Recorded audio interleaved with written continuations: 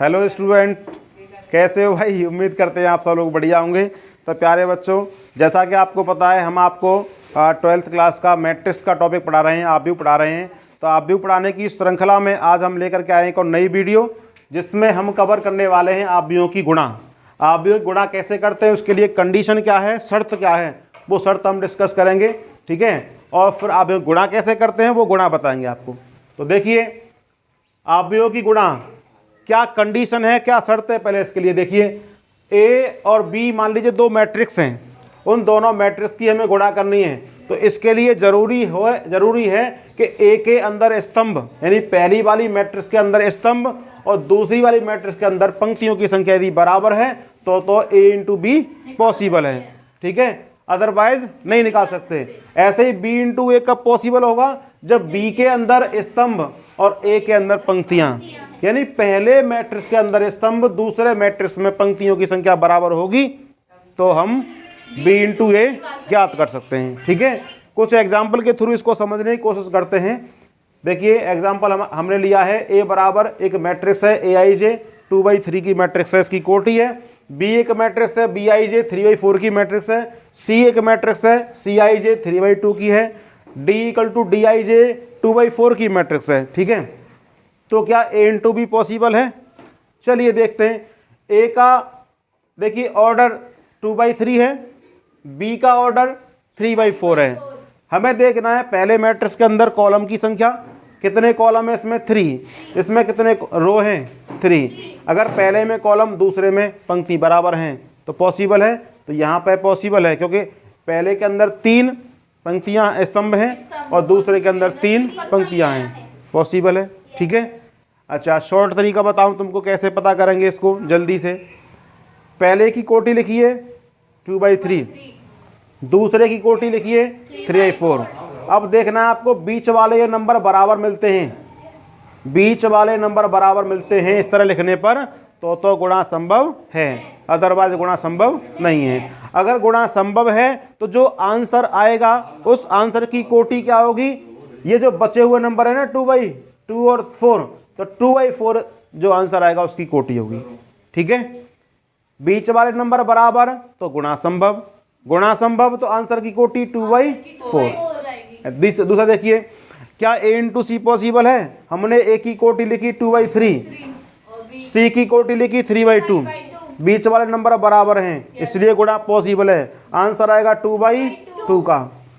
तीसरा, क्या ए into D possible है? ए की कोटि 2/3 है, डी की कोटि 2/4 है, बीच वाले नंबर बराबर नहीं इसलिए गुणा पॉसिबल नहीं है, गुणा नहीं निकाल सकते इसका हम। अगला बी इंटू सी निकाल सकते हैं, बी की कोटि 3/4 है और सी की कोटि 3/2 है, बीच वाले नंबर बराबर नहीं है इसलिए इनकी गुणा पॉसिबल नहीं है।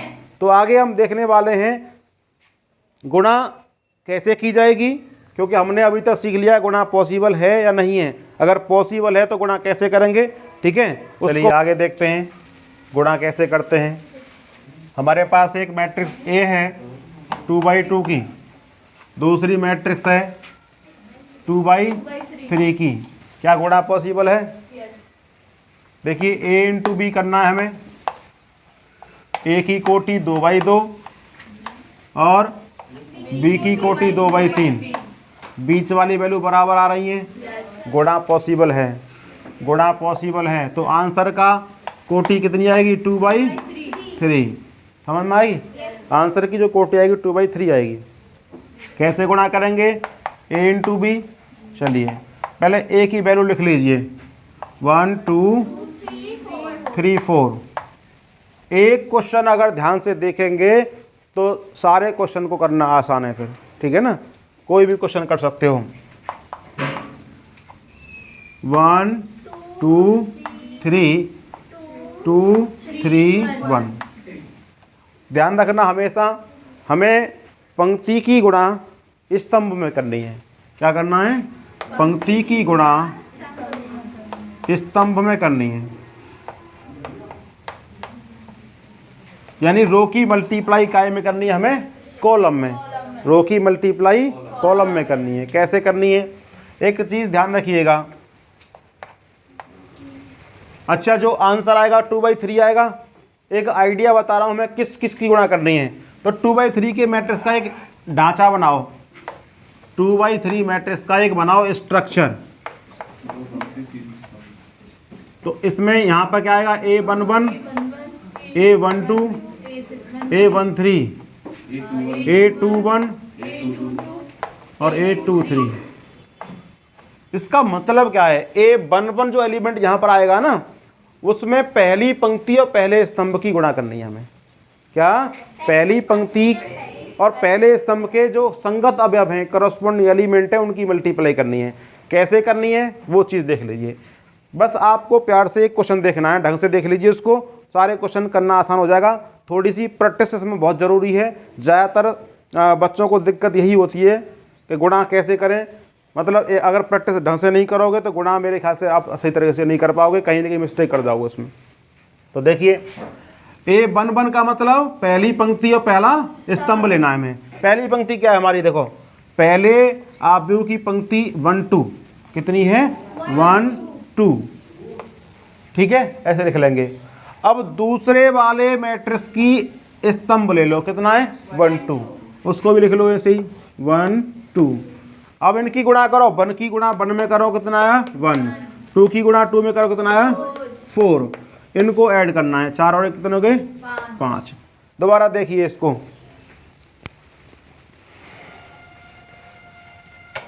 दोबारा देखिए, पहली पंक्ति 1 2 थी हमारी, दूसरे की स्तंभ क्या था 1 2, और गुणा करनी है हमें इनके करस्पॉन्डिंग एलिमेंट की, पहले की पहले मल्टीप्लाई प्लस दूसरे की दूसरे मल्टीप्लाई। तो 1 एकम 1 और 2 दूनी 4, और उसको हमें ऐड कर देना है इस तरीके से। बात समझ में आ रही है।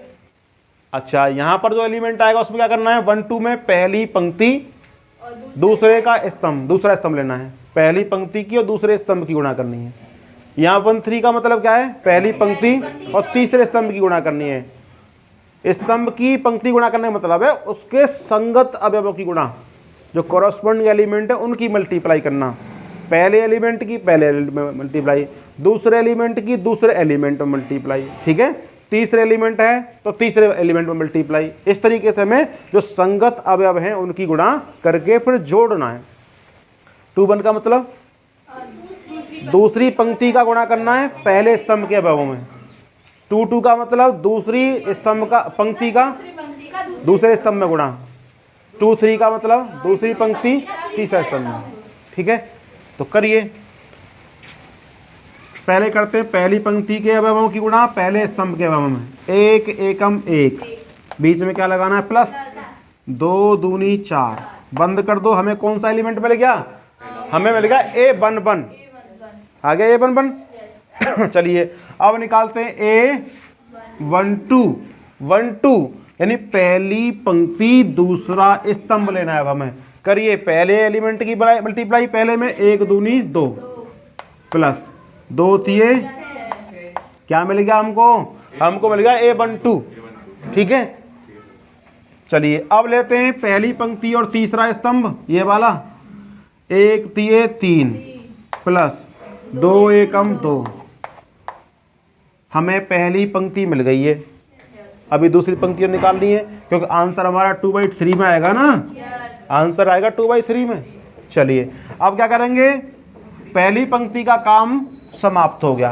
अब दूसरी पंक्ति उठाएंगे, यहाँ पे देखिए 2 1 का मतलब दूसरी पंक्ति पहला स्तंभ, दूसरी पंक्ति ये है हमारी, पहला स्तंभ ये है। करिए, 3 एकम 3 प्लस 4 दूनी 8।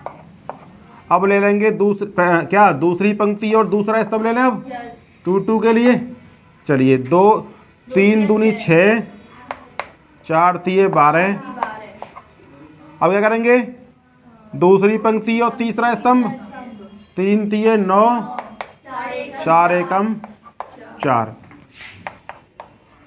जोड़ दो उनको हम, 4 और 1 5, 6 और 2 8, 3 और 2 5, 11 18 13। 2/3 का आंसर आ गया हमारा। आंसर नोट कर लीजिए। चलिए एक और एग्जांपल लेते हैं। A बराबर ये मैट्रिक्स है 3/3 का, B बराबर 3/3 का मैट्रिक्स है।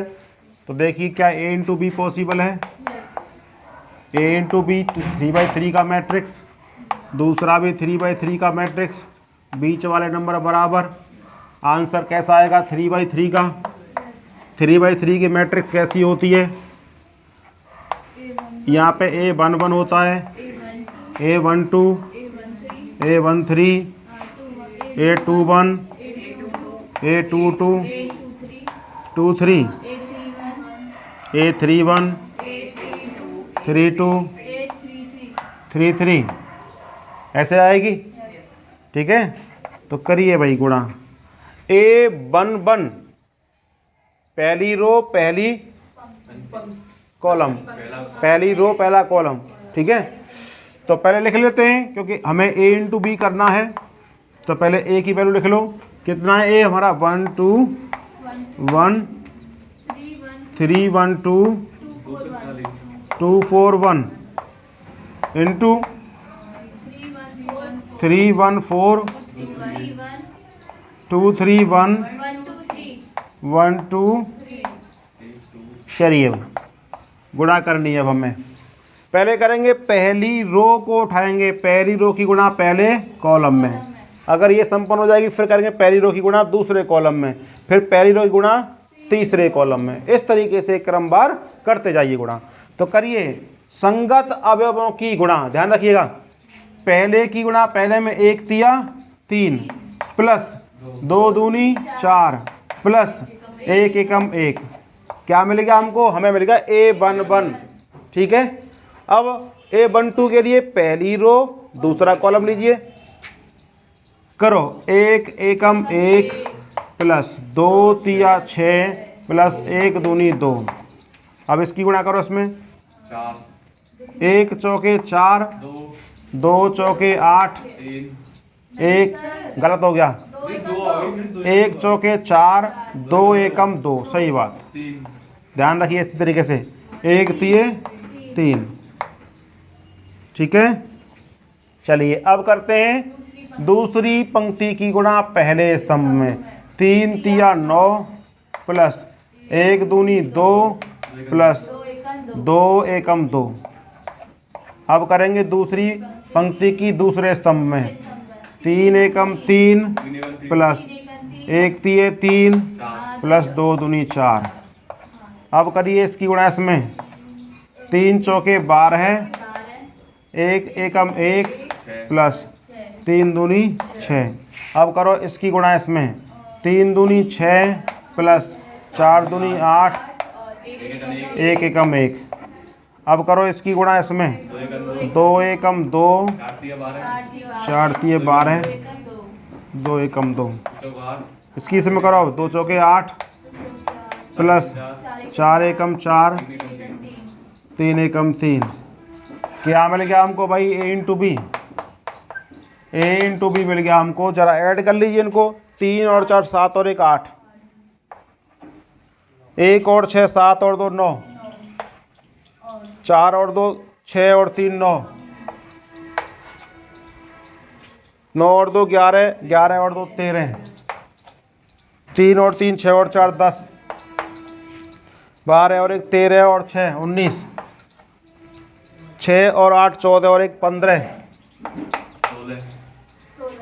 12 और 2 14 और 2 16, 8 और 4 12, 12 और 3 15। 3/3 की मैट्रिक्स हमको मिल गई है, यही इसका गुणा है आंसर। आई होप आपको ये वीडियो पसंद आई होगी और अधिक से अधिक आपको गुणा की प्रैक्टिस करनी है ताकि ये गुणा इतना काम आने वाला है आपके। मेरे ख्याल से इन्वर्स निकालोगे, एडजॉइंट निकालोगे, समीकरण हल करोगे, हर जगह आपको इस गुणा की काम पड़ने वाली है। तो इसलिए आप अधिक से अधिक इसकी प्रैक्टिस करिए। कहते हैं ना अधिक से अधिक प्रैक्टिस करोगे उतनी आपको फ़ायदा मिलेगा। ठीक है ना, चलिए।